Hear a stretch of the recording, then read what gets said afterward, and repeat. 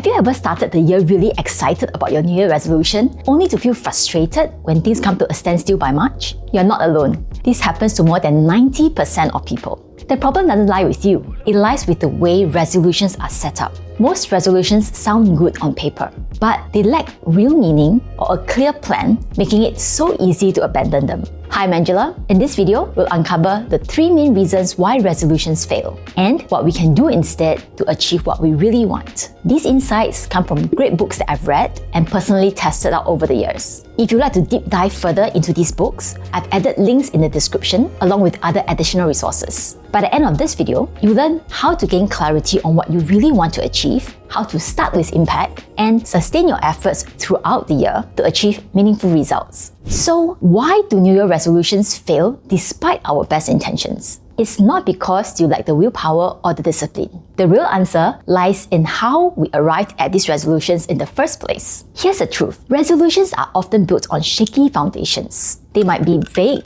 unrealistic, or reflect other people's expectations rather than what we truly want, which is why they tend to fall apart so easily and we end up feeling like a failure. To avoid this resolution trap, let's understand what's really causing the cracks. And here are the 3 biggest reasons why resolutions fail. First, many resolutions come from external pressure or trendy goals, not our personal values. For example, you might decide to start to run a marathon or to start a side hustle because your friends are doing it. But deep down, does it really excite you? If not, it will be really hard to stay motivated after the initial New Year hype dies down, if your friends start to give up on their resolutions, or when life gets busy. This is amplified by the next trap, when resolutions are vague or unrealistic. Most resolutions focus on what to do, not how to do it or why specifically you chose that goal. For example, if your resolution was to save more money, what does that really mean? How much will you save? By when? And what must you do to get there? Or you might have a more concrete goal like, I'll double my monthly income from 5,000 to 10,000 by the end of the year.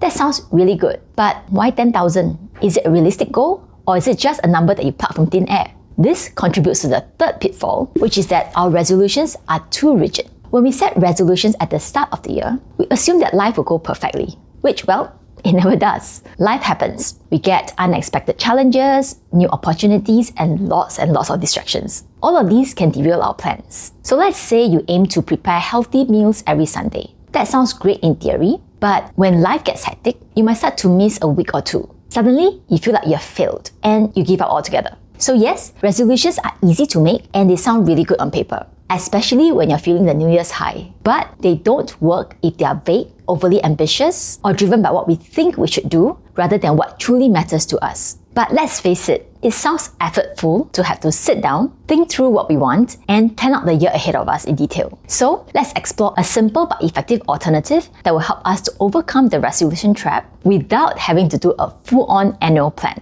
You just need a couple of hours at most to go through the 3 steps in this video and get started on your New Year plans. First, let's get started by setting the right goals, or at least the right direction that we want to go, by finding our center or our why.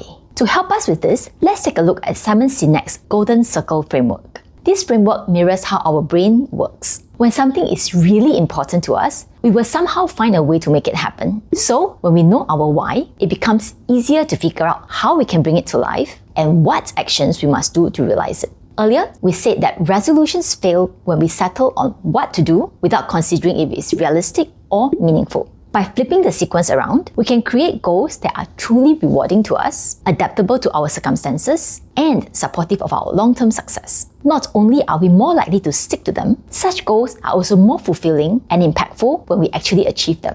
So, the first step is to uncover our personal why, deeper purpose that drives you and your goals. Take some time to consider this question. What must happen by the end of this year for this to be a truly great year for me? It's not about what you think you should do, but what would truly bring you joy, fulfillment, or peace of mind. For example, if you've been struggling to stick to a fitness routine, pause and get clear on why you want to work out in the first place. Maybe it's not really about getting those 6-pack abs or running a marathon, but actually about feeling energized and alive so that you can be fully present with your kids, enjoy outdoor activities, or avoid feeling sluggish throughout the day. A helpful way to clarify your why is to first reflect on your past year. So if you feel unsure where to begin, check out our easy 4-step year-end review guide in this other video.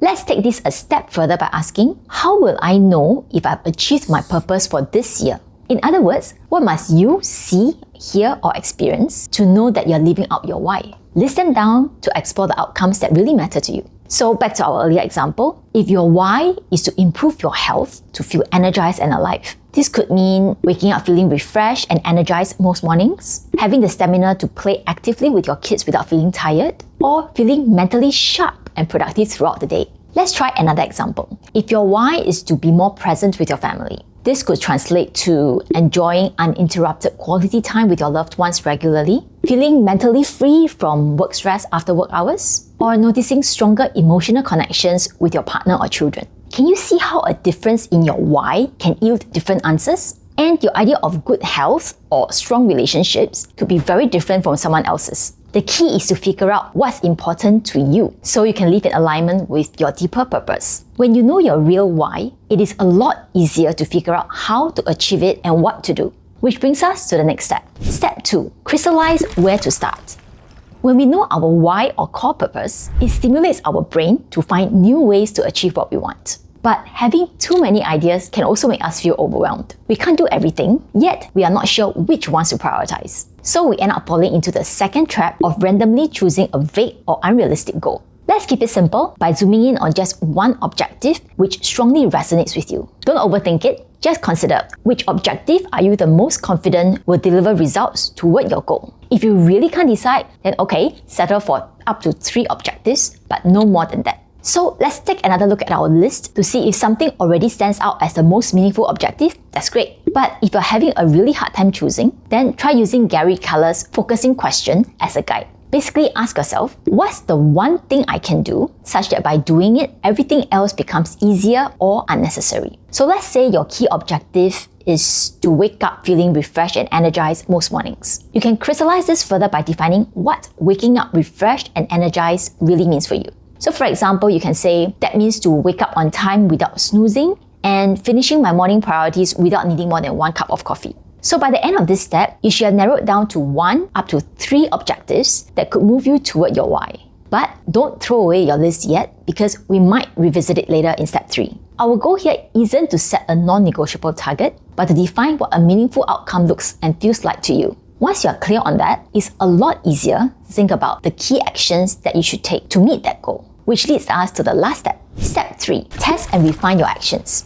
Now that we know the direction we want to take and how success looks like to us, we're going to define what to do, including specific habits, routines, or actions that you will commit to do consistently. Again, let's keep it really simple by narrowing down to just 1 to 2 key behaviors that will deliver maximum impact. When you start thinking of your key actions, you can use the 80-20 rule. Focus on 20% of the actions that will deliver 80% of your results. So back to the health example of feeling more energized. There are so many things you can do, like having more regular sleep schedule, adding a wind-down ritual before going to bed, committing to 3 energizing workouts per week, or consuming whole foods that give you healthy, sustainable energy. Based on your current lifestyle, which one is the most likely to give you the biggest impact for the least effort?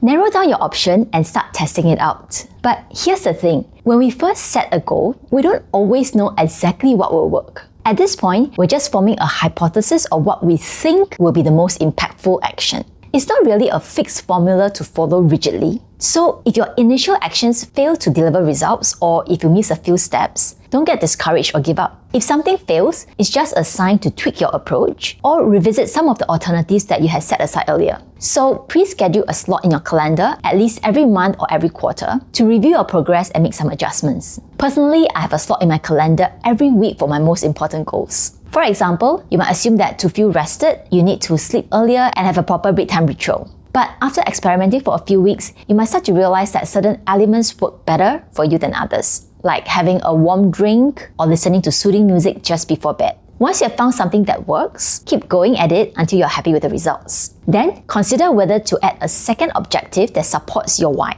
That way, you start small and gradually build up towards your goals, rather than start with a big bang and fizzle out very quickly. Experimentation is a very powerful concept that you can use for virtually any goal. For example, in this other video, we explain how you can apply it to develop high-paying skills to advance your career goals. By starting with a clear purpose and choosing just one impactful objective, then refining your key actions as you go along, you can set a meaningful direction for your year and start taking consistent action while maintaining flexibility to adjust and improve. Even if you're still not 100% sure yet of what you want, this 3-step process will help you to ditch ineffective resolutions and achieve more meaningful results in the coming year. Thanks for exploring your New Year goals with me. If you found this video helpful, be sure to like, subscribe, and share your why in the comments below. See you in the next video, and let's make this year your most fulfilling one yet.